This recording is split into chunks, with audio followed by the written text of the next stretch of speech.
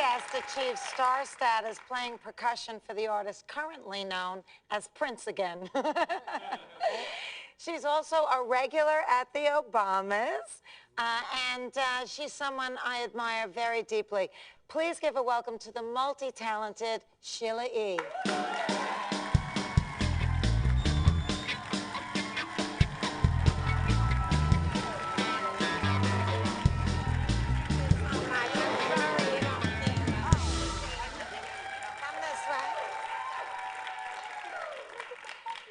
Hi, darling. Hi, you look gorgeous. Thank you. You too. You always look beautiful. So you hang out at the Obamas and at the White House with the Obamas at the White House a lot? Do you play music there and stuff? Yeah, we've been playing. You know, I've been invited there as well. I love them. Wonderful, wonderful people. Nice. Yes. I had to. Did you have to go through the whole security thing? Because yes, I got seriously patted down, and I thought, what is this guy getting fresh with me? And then I thought, well, what am I complaining about? It's the most action I've had in a year.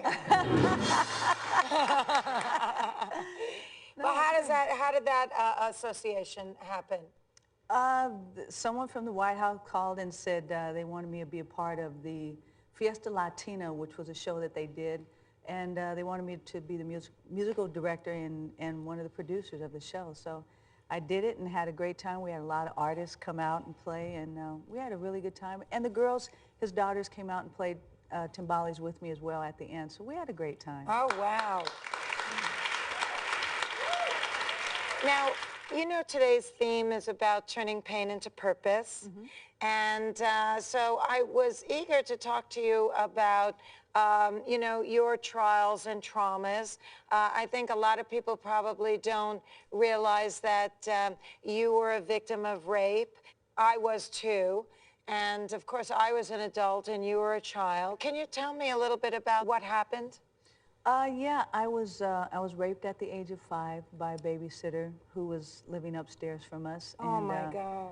Yeah, he was a teenager, older teenager. And so it was kind of devastating, of course. But throughout my years, I was angry at everyone. You know, I was always angry, and I just got tired of being that person. And later on, I started getting into music. And now, wait, did you tell anybody at the time? Yeah, I told my parents. Oh, good for you. Yeah, I told my parents right away, yeah. Because the whole situation was just not good. So a lot of things happened to me at that time, and I was also being molested by other family members, which, you know, one thing led to another. So after that, I just really felt like my childhood had been taken away from me. You know, it was all strange.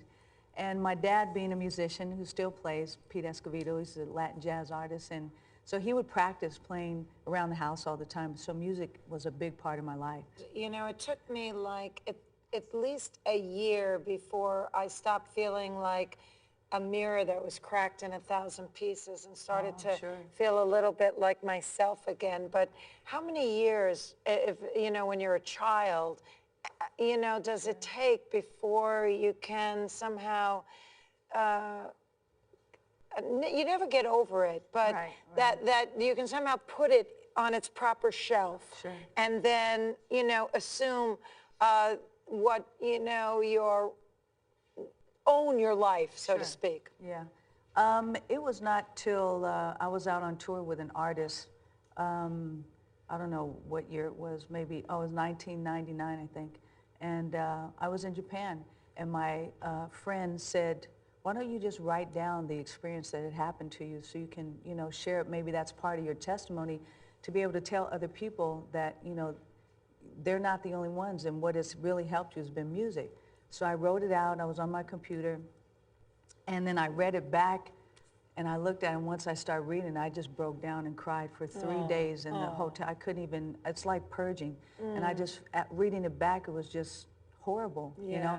But then I realized why I was the way I was. Like, I didn't like to go to sleep until it was light, because they would come and mess with me when my parents left and it was dark, and, you know, covering up the windows. I didn't like anything to wake me up in the bedroom, like a telephone or an alarm clock, anything. It just needed to be quiet. So it took me a long time, and that was like 1999, and finally I started changing, thinking, I don't want to live like this. I don't want to be that person of always, if you told me this was white, I'd say, no, it's green, you know, just because. Just, Yeah, you know. you had a lot of internal anger. Exactly. How did you turn it into purpose? What I did was I started a foundation with my manager, Lynn Mabry. It's been 11, 12 years now, called Elevate Hope Foundation. Elevate Hope Foundation. Yes. And is this targeting children? Foster kids, abused kids, Aww. Yeah, in foster care. And we use music and arts as therapy to help the kids. And we have different beneficiaries that we help, and as much as we can. We raise money. We do a lot of charity work, well, not charity work, but foundation work, where we have events to raise money.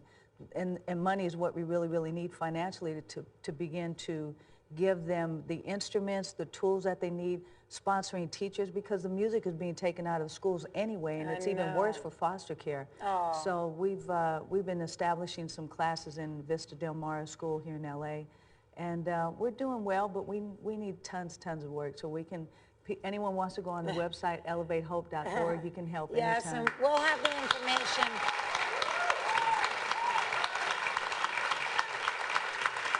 Now, what would you say to anybody that might be out there watching now who is presently being abused or who has been sexually assaulted but is afraid to say anything? What would you say to that person?